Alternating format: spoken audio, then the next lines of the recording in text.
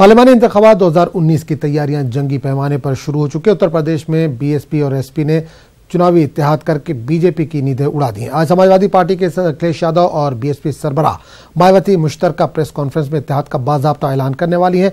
दोनों पार्टियों के माबैन सीटों की तकसीम के ताल्लुक से फार्मूला भी तैयार हो चुका है। एसपी बीएसपी की मुश्तरका प्रेस कॉन्फ्रेंस 12 बजे होने वाली है।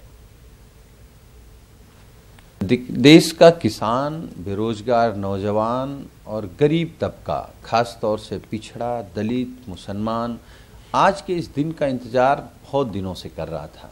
जैसे ही समाजवादी पार्टी के राष्ट्रीय अध्यक्ष जी ने बाई इलेक्शन में और या उसके बाद जो संकेत दिए कि हम गठबंधन में भारतीय जनता पार्टी को हराएंगे, तब से लेकर इस दिन का इंतजार था। आज जो देश के किसानों की, गरीबों की, बेरोजगार नौजवानों की, बहन बेटियों की, छोटे व्यापारियों की और ख़ास तौर से पिछड़े और दलित मुसलमानों की आवाज़ थी, उस आवाज़ को आज ताकत मिलने जा रही, उसमें मोहर लगी।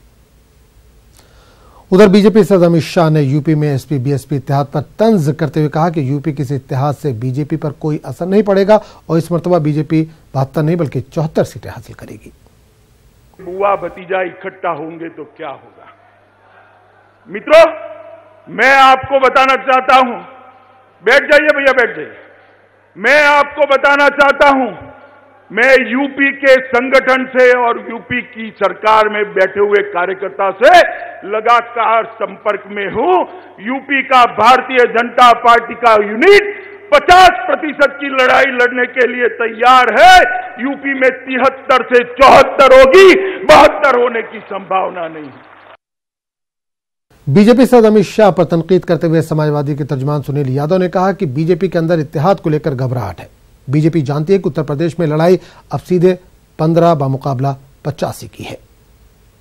अगर भारतीय जनता पार्टी के राष्ट्रीय अध्यक्ष जी को ये लगता है कि हम खत्म हो गए हैं, तो हमारे मिलने के बाद उनमें कपकपी क्यों है? किस बात का डर है? क्यों कपकपी इतनी तेजी से आ गई है? कपकपी इसीलिए आ गई है क्योंकि वो जानते हैं, गणित उनको भी मालूम है कि अब लड़ाई सीधे 15 बनाम 85 की है। तो वो जानते हैं 85 से 15 नहीं जीत सकता। उस पूरे मामले पर बात करने के लिए हम सीधे रुख करेंगे लखनऊ का, जहां समान नुमाइंदे तारिक कमर इस वक्त फोन लाइन के जरिए जुड़ रहे हैं। तारिक, सबसे पहले जानना चाहेंगे, बीएसपी एसपी इत्तेहाद का आज बाकायदा ऐलान होने वाला है, प्रेस कॉन्फ्रेंस होने वाली है 12 बजे। ये जानना चाहेंगे कि ये इत्तेहाद क्या कुछ गुल खिला पाएगा? हाँ बिल्कुल आजम, देखिए जहाँ तक उत्तर प्रदेश की सियासत का ताल्लुक है, आप खबरें दिखाते भी रहे हैं, आप तजज़िया भी करते रहे हैं कि उत्तर प्रदेश की सियासत जो है वो मरकज को मुतासिर करती है और बड़े पैमाने पर करती है। और जब एक समीकरण बनता है, इक्वेशन बनती है कि जहां दलितों और मुसलमानों के वोट की एक साथ आने की बात की जाती है, जहां यादव वोट के एक साथ आने की बात की जाती है और दूसरी जो पसमानदा जाते हैं, तबकात हैं, उनके एक साथ आने की बात की जाती है, तो कहीं ना कहीं तो असर पड़ेगा जरूर, कोई ना कोई तो कुछ जरूर खिलेगा। हालांकि बीजेपी के अपने दावे हैं, बीजेपी भी अपने अज़्म का इजहार कर रही है, लेकिन देखिए ये जो दोनों सियासी जमातें हैं जो रियासती सतह पर हमेशा अपनी नुमाया शनाख्त रखी है, चाहे वो बीएसपी हो या एसपी हो, इन दोनों की जो अहम रोल है हम उसको नजरअंदाज नहीं कर सकते हैं। बीजेपी के दावे अपनी जगह जो भी है सही या गलत वो जानते हैं, लेकिन अगर ये वाकई जैसे कि अभी थोड़ी देर में ऐलान होने वाला है और सीटों का बंटवारा वोट के तनाजुर में ठीक ठाक हुआ तो बीजेपी के लिए दुश्वारियां जरूर पैदा हो जाएंगी, क्योंकि एक बड़ा हल्का है उत्तर प्रदेश में जिस पर मायावती असरअंदाज होती है, एक बड़ा हल्का है जिस पर अखिलेश यादव का, समाजवादी पार्टी का हमेशा से कुछ न कुछ ऐसा मामला रहा है कि उनका वोट बैंक खिसक नहीं पाया है। तो इसलिए अगर ये कोई इक्वेशन बनकर सामने आ जाता है तो बीजेपी के लिए यकीनी तौर पर दुश्वारियां पैदा हो जाएंगी और कहीं ना कहीं जो हिकमत अमली है बीजेपी को अपनी तब्दील करनी पड़ेगी। लिहाजा जो ये सवाल है इस इत्तेहाद के असरात के, तो ये बिल्कुल नुमाया है। और देखिए इसमें एक बात और भी है कि मगरबी उत्तर प्रदेश में जो राष्ट्रीय लोकदल का मामला है वो भी कमजोर नहीं है, 3 से 5 सीटों पर वो असरअंदाज होते हैं। तो इसमें इम्कानात ये भी है कि अजीत सिंह की जानिब से, हालांकि अभी हटकनी कोई बात नहीं कही गई है, काम इतना जरूर है, उससे 2 से 3 सीटें उनको मिलेंगी तो वो अपने तौर पर वो भी कामयाब नजर आएंगे। और जो कांग्रेस का जहां तक ताल्लुक था, तो कांग्रेस ने अभी तक इस इत्तेहाद से खुद को मुस्तफना जरूर रखा है, लेकिन कहीं ना कहीं इस इत्तेहाद के लिए जैसा आप जानते हैं कि साबिका दौर में नर्म गोशे जरूर रहे हैं, तो कांग्रेस भी कहीं ना कहीं एक हिडन वो स्ट्रेटेजी होती है, छुपी हुई हिकमत अमली होती है, उससे काम लेना चाहेगी।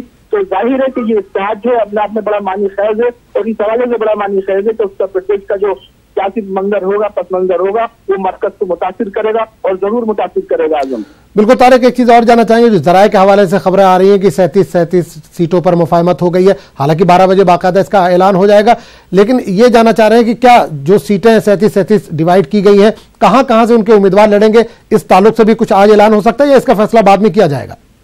देखिए, अभी तो यह है कि इन्होंने सीटों के बारे में ये जो एक खबर है आपके पास यही आ रही है कि 37 सीटों का है मामला। लेकिन देखिए, क्योंकि पार्टी के अंदर भी कुछ न कुछ दाखिली मामला होते हैं, तो उसमें कौन सीट कहाँ से लड़ेगा ये अभी तक ये फैसला नहीं हुआ है और इसके इम्कानात भी आज मुश्किल नजर आते हैं, क्योंकि अभी 3 महीने का वक्त भी तकरीबन इनके पास मौजूद है। तो इसमें ये सीटों के हिसाब से मुझे लगता है कि बाद में कोई फैसला कर पाएंगे, क्योंकि जो एक बेल्ट है बाकायदा तौर पर दलित वोट बैंक की, उसमें कहीं ना कहीं एक बड़ा तबका मुसलमानों का भी आता है, जो मगरबी उत्तर प्रदेश से कुछ ऐसे हमारे अजला हैं जहाँ पर हम देखते हैं कि दलित और मुस्लिम दोनों मिले हुए लोग वहाँ पर रहते हैं। उसमें कहीं ना कहीं जो यादव का भी अमल दखल रहता है, तो जो इक्वेशन बनेगी वो देखते हुए बनेगी बाद में कि किसका वोट कहाँ पर ज्यादा है और किस अंदाज से उम्मीदवार खड़े किए जाए। तो मुझे ऐसा महसूस होता है कि ये जो इंतखाबात किए जाएंगे जिला सतह पर कि कौन सा कैंडिडेट कहाँ से उम्मीदवार बनाया जाएगा, इसमें थोड़ा सा वक्त लोग जरूर लेना चाहेंगे और अगर किसी तरह ऐलान करते भी हैं तो उसमें तरमीमात की गुंजाइश भी